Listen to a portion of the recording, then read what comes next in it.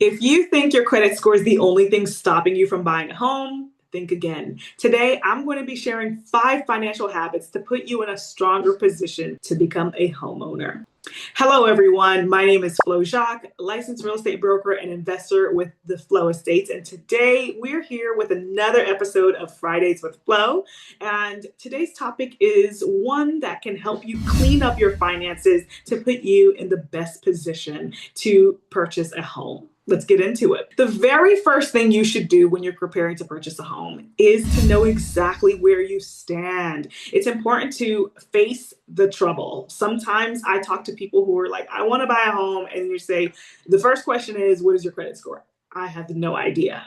That is definitely something that you should look into. And there are various platforms that you can tap into to find out what your credit score is. So start with some of your bank accounts, your credit card statements. They kind of tell you what your credit score is in ballpark. Most banks look at FICO score 8, and other lenders might just do a combination of the 3 credit bureaus. So taking a look at where you stand with your credit score is going to be the very first thing that you do. Now, of course, you will also need income. So long as you have a either salaried position, hourly position as a full-time working employee or self-employed, you are in a position to at least prove income. Now, when you're working part-time, sometimes that might pose a challenge. Many lenders don't finance homes when you're a part-time employee. Maybe you can kind of prove that you are a full-time employee by working multiple part-time jobs, but typically lenders prefer full-time employees in some capacity. If you're self-employed, you're definitely going to want to provide 2 to 3 years of tax returns, because as a self-employed person, your income is being told to the bank by looking at your tax returns. Most self-employed people do themselves a disservice when they don't prove income by showing that they've taken all the deductions in their tax returns. If you've claimed everything to pretty much show that you didn't make money so that you don't pay much in taxes, it can come back to bite you when you go and try to finance a home. So that's the very first thing you should do, getting a clear idea of your credit score, your income, getting your tax returns in place. That's a huge one, because whether you are a self-employed person or a W-2 employee, the banks are always going to require your tax returns. And here and there, I talk to some people who are ready to purchase their home, their credit score is in place, their income is there, but they haven't filed their tax returns for the last 2 to 3 years. And that's something that you're going to have to get rectified before the bank can move forward with you. The second thing that you should do when you are cleaning up your finances to purchase a home is to stop opening new debt.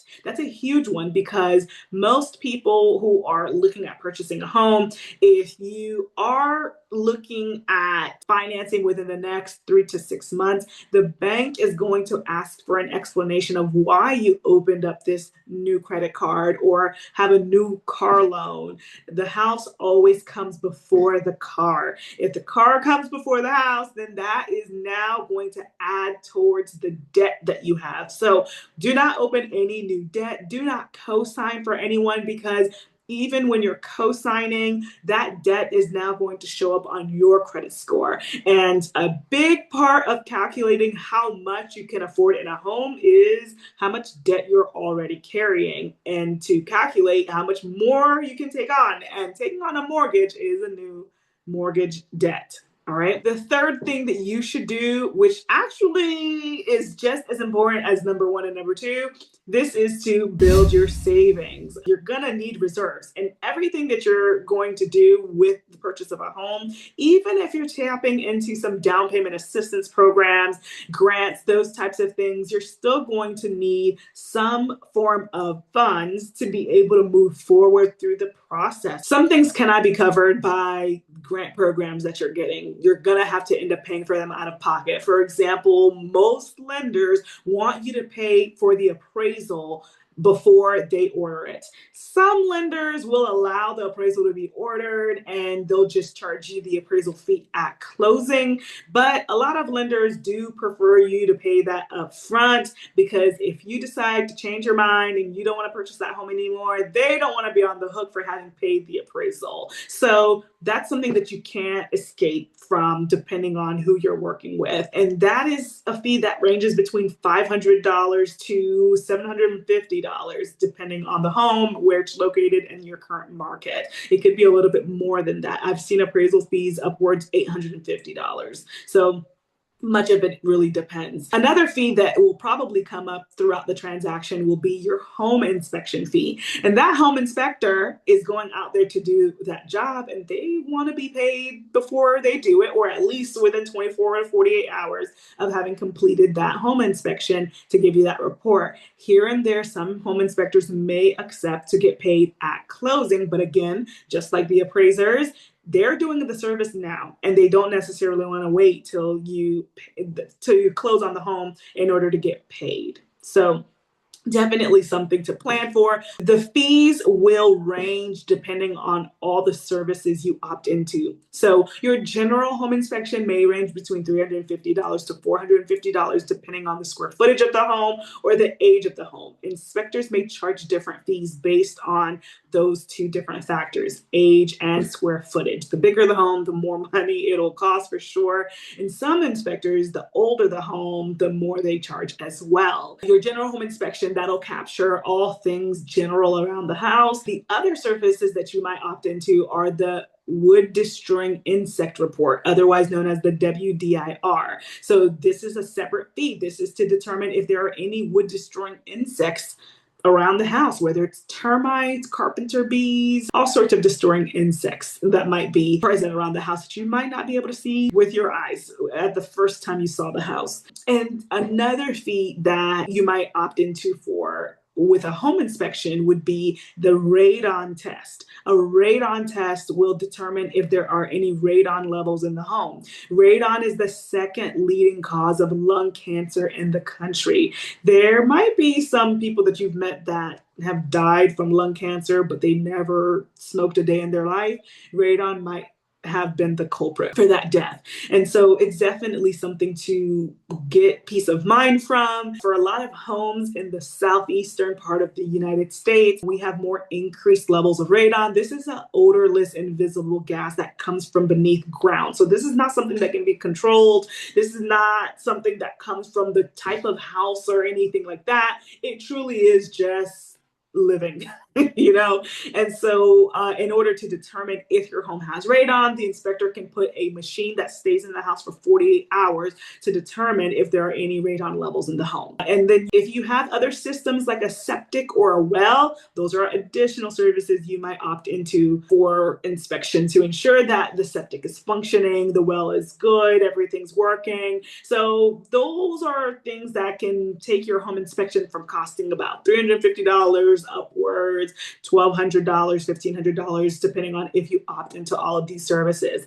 Now, if your home is located in the city and you're not on septic or well, then it doesn't really matter. You won't need those other services. If your home is new construction, then I still recommend you get these home inspection services, because even new builds are being built by a human being, and they too will have some things that can be addressed before you close on the home. The good news with the new construction homes is that the builder strives to fix every single thing that can come up on the home inspection report, whereas when you're buying a resale or a pre-existing home, typically the sellers don't opt to repair every single thing on your home inspection report. So your home inspection just gives you a really good idea of what you can do there. So we definitely derailed there, and I rambled on about home inspection because the goal was just to talk about building your savings and the expenses that you can take on when you're purchasing a home. But home inspection is a huge one. Don't pass on it, and you're going to need funds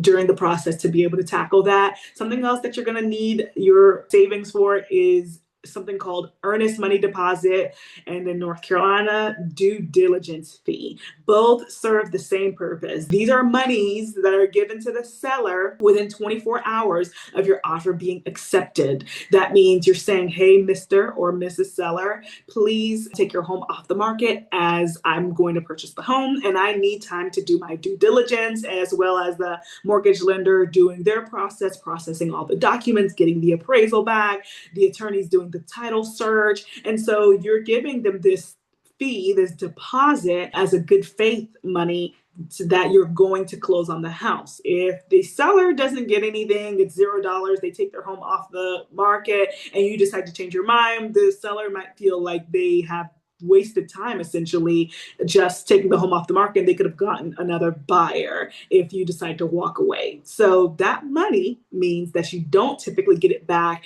depending on what type. So for example, due diligence fee here in North Carolina is non-refundable the minute you hand it over. This is money that goes towards the purchase of the home. So if your purchase is $300,000 and you've already contributed, let's just say $2,000, then your loan amount will be $298,000. That's just theoretically. Of course, if you're putting a bigger down payment, the point is you understand that the money that you're giving in due diligence and earnest money does go towards the purchase of your home.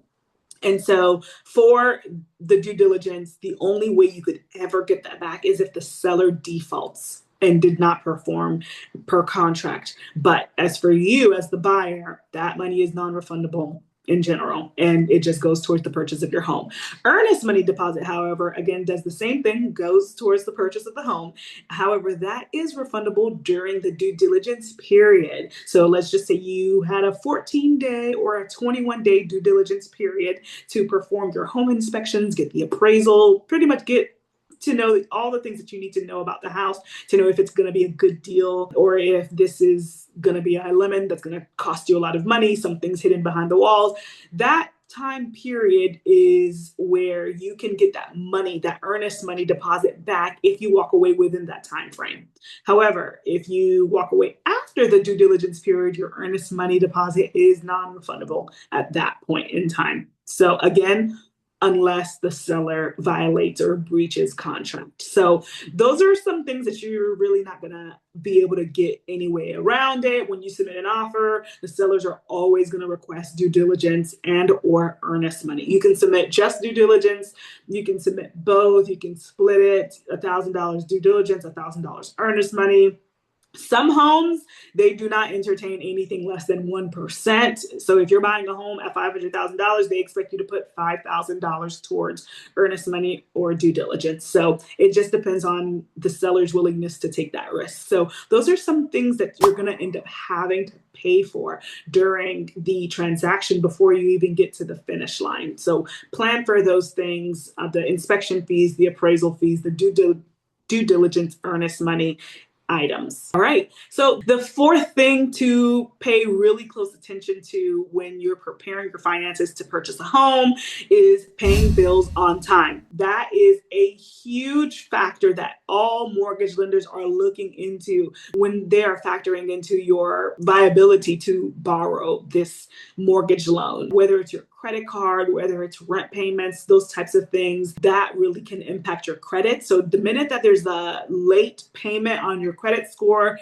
that can, for a lot of banks, set you at another 12-month mark. So that means you're going to have to wait 12 months, at least 12 months, before you can truly get going with the process again. So that's just something to kind of consider. Payment history matters a lot. If it helps, go ahead and set up auto pay to avoid having any late payments, missed payments on any accounts, whether it's loans, credit card, your current housing. All of those types of things should never come up as an issue for you in financing. And the fifth and final thing that you should really do when you're preparing to purchase a home, preparing your finances, is to talk to a mortgage lender early. Although I always tell people you can come to me as a realtor and I will connect you with a mortgage lender, you can just go straight to a mortgage lender and have a conversation with them because they can look at everything and tell you where you are. You can't necessarily diagnose yourself and tell yourself if you're really ready to go unless it's really clear to you, because you know that you're in the 700 plus credit score range. You know that you've saved up $20,000 and you know that you have a salary, job and you make X amount of money. You've been there for years. So that is a clear indicator that you are ready to purchase a home. You have savings, your credit score is excellent, and you have a job history of the same job. There's different opportunities for different ranges. So for example, if you're looking at down payment assistance programs, you might not know that you need at least a 640 credit score in order to qualify for most down payment assistance programs, at least in the state of North Carolina, and I believe in most other states as well. I'm licensed in Florida. I have a lot of colleagues in Georgia, and I see 640 as the common one, especially even for like a lot of government loans, the USDA, which is 100% financing. If you're looking to purchase in rural areas, mostly that's a 640 credit score minimum kind of loan. And so 640 credit score you need there. Some lenders can even do 620 for a specific portfolio loan product. So my point is, get in touch with the mortgage lender, because that lender is going to tell you where you need to be in order to make that dream of homeownership come true. Sometimes that plan might be preparation for a few months. Sometimes the good news is you're ready to go now, So whatever that issue is that you might need to resolve before you're truly ready to start the house hunt, that lender is going to be able to catch it for you. So go ahead and get in touch with a lender early. So that's it. Those are the 5 financial habits I recommend that you get started on in order to prepare for buying your home. So buying a home starts long before you submit an offer, but the better financially prepared you are, the smoother the process will be. Tune in next week for our next episode of Fridays with Flo, and I'll see you guys there. Bye.